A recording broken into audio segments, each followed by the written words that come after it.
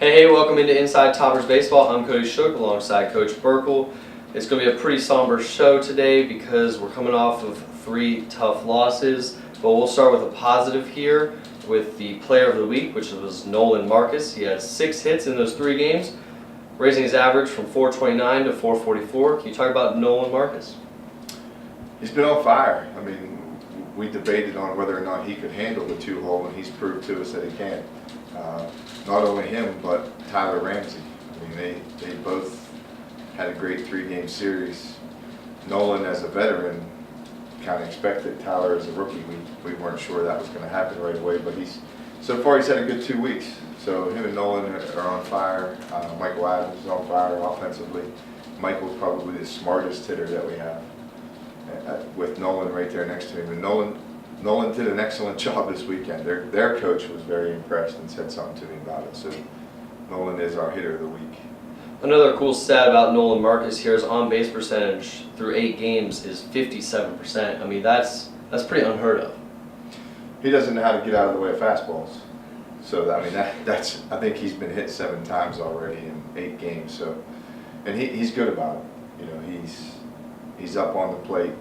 He knows what he needs, a pitch that he knows how to handle, and that's what he's looking for. Nolan and Mike probably our 2 smartest hitters. So, you know, they're aggressive to a point where they know they can be. They're not swinging at bad pitches and bad counts. They're looking for pitches that they need to get on base with. All right, and then pitcher of the week and later on special guest of the week was Sean Pare.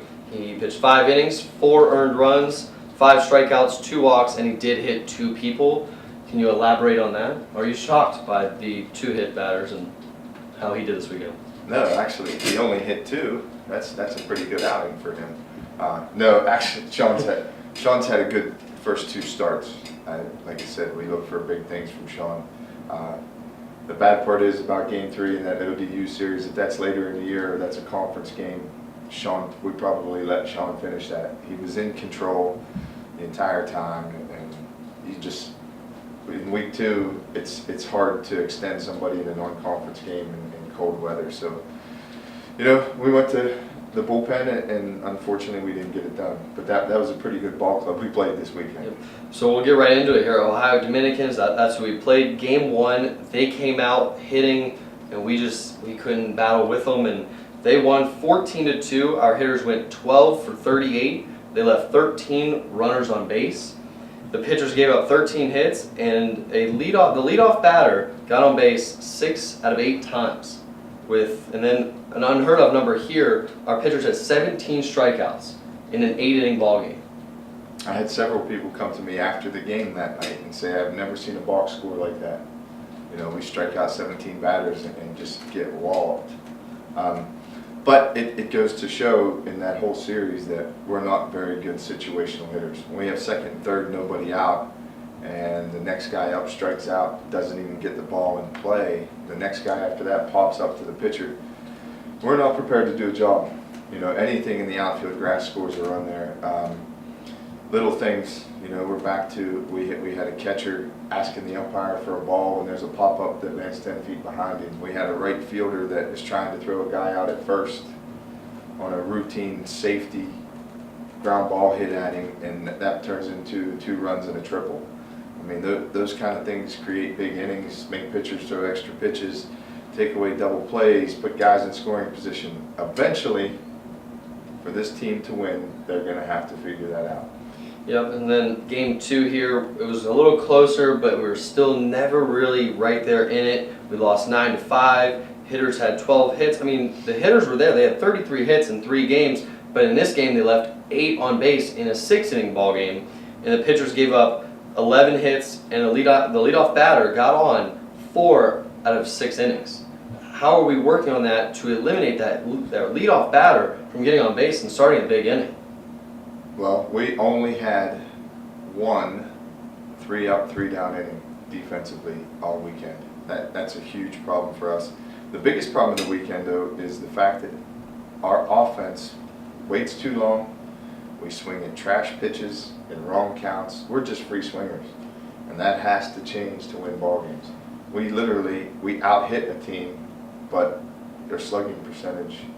You know, we're not driving baseballs in right counts. We're getting 2 strike hits because we're defensively swinging the bat, and it's just not. It's not a way to win series or long-term goals. You might win a game or two that way, but you're not going to win an entire season that way. Now, game 3 here, I know Sean and I will talk about this in a little bit also, but we lost 7-6. The hitters had 9 hits with 1 mammoth home run late in the game to propel us. We're up by 2 late, and the pitchers gave up 7 free bases and 9 hits. So that's 16 runners, if I do my math correctly. Well, yes, Tyler Ramsey did have a big hit in that inning, but the biggest hit of that inning was right after a pitching change was made, and we talked to Kobe Eckstein. Kobe and I had a private conversation that if we got in a plus count cut situation, that it was time to drive the baseball. He gets to 2-0, the guy throws him a belt high fastball and he hits it off the wall. It's a laser. That doesn't always happen with our guys. You know, we swing it pitches just because they're a strike. We're swinging the bat, and it's for the first time all weekend that was done right. And Kobe's hit there led to the home run for Tyler Ramsey. All right, now for the past weekend, is there anything that you would change, go back, redo, and maybe change something to get a win or bring a game closer, or what would you change? I wouldn't change anything at all about day 1. I think we needed that butt whipping. That to me was okay. You know, parents, players are pouting, whining, but we needed that. Game 2, game 3, I don't know that I would change anything. Like I said, if it was later in the year or a conference series, Sean probably deserves to stay in the game. But again, we put Torrey in a situation where that's his job. And we just didn't get the job done, but what we're going to do is make sure we get Torrey back on the hill as soon as we can. You know, we wrecked the car a little bit, but now it's time to get back behind the wheel. Okay. All right, and the great thing about baseball is there's a game right around the corner, and our next game will be, is it Thursday or Friday from right here? We've officially changed it to Thursday, 2 o'clock in Washington. All right, and that'll be played against Ohio Valley University, and last season were 2 tightly contested games. I don't know if you remember them, but I remember both of them for some reason, like the back of my hand. We won the first game 7-6 on a walk-off by Ethan Estes, and then we won the second game 3-2 with Nolan Marcus on the mound, pitching the complete game down at Ohio Valley. Game 2, completely different from game 1. Nolan dominated. We didn't swing the bat very well, but we gave him enough runs to win the game, and Nolan, that was all Nolan. Game 1, though, in Washington was given to us. We didn't deserve to win that. I think we were down maybe 5-2 going into the last inning, a couple errors, balls thrown away. That was a gift. That series last year should have been split. Coach Porter knows that. Our guys know that. And they're a pretty good team. They're going to come in here and want a little bit of revenge. They're leaving for Florida on Friday. So this is the last game they're going to play here. And they're going to go down south. So they're ready to play. And they've already played a few games. I believe they're 500 right now. But we always know that they're coming here to play Westlake tough. Is there any reason why we're not playing on our field this week when we have to go down to Washington? I'd be honest with you, the first week of March here, there's usually snow or mud, and this year with the new backstop wall and some of the new field improvements, we weren't sure we were going to be ready. New warning track material was delivered yesterday, so in a way we probably could have played here. The weather forecast for tomorrow is terrible though, so we would have been fighting it. But it's so nice to have that turf in Washington available to us. So our first 2 home games, and usually our first home series of the year, is played in Washington. Alrighty, well that'll do it for this segment of Inside Toppers Baseball. Stick with us, and pitcher of the week, Sean Pare, will be sitting right next to me. We're back here on Inside Toppers Baseball. This is Sean Pare. Sean, can you tell us a little bit about yourself?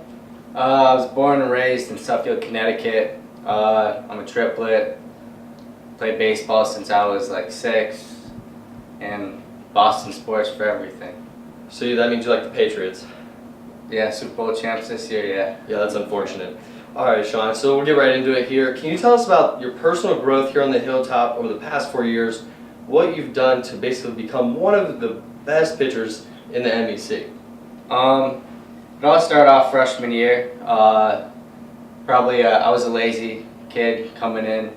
I think Coach Burkle knows that too. And then I was able to get some older guys to help me out with lifting and certain mechanics. And when Caesar came in, helped more with pitching. And over the 4 years, it's been just a mixture of trying my hardest and just lifting, doing everything with the team, and giving it all I got, I guess. Alrighty, I got you. So this past week you were named Pitcher of the Week. Does that matter to you at all? Do you look at that? Do you care about that at all? It's not really something that sparks my interest too much right now, just because even though I got that, it was a rough week, not just for me, but for everybody in the pitching staff, and I think we all know that, but just as of right now, it's not something that hits deep right now. Alright, I got you on that. So can you tell me a little bit about your personal goals for the season? I know it's your senior year. I know you've worked really hard in the off season in the past 3 years. What are your goals for this season? Well, for this season, kind of runs off what happened last season. My strikeout to walk ratio was god awful, so I need to switch that around, cut down the walks definitely, and just trying to pick up speed, like just stats wise, just get rid of the walks.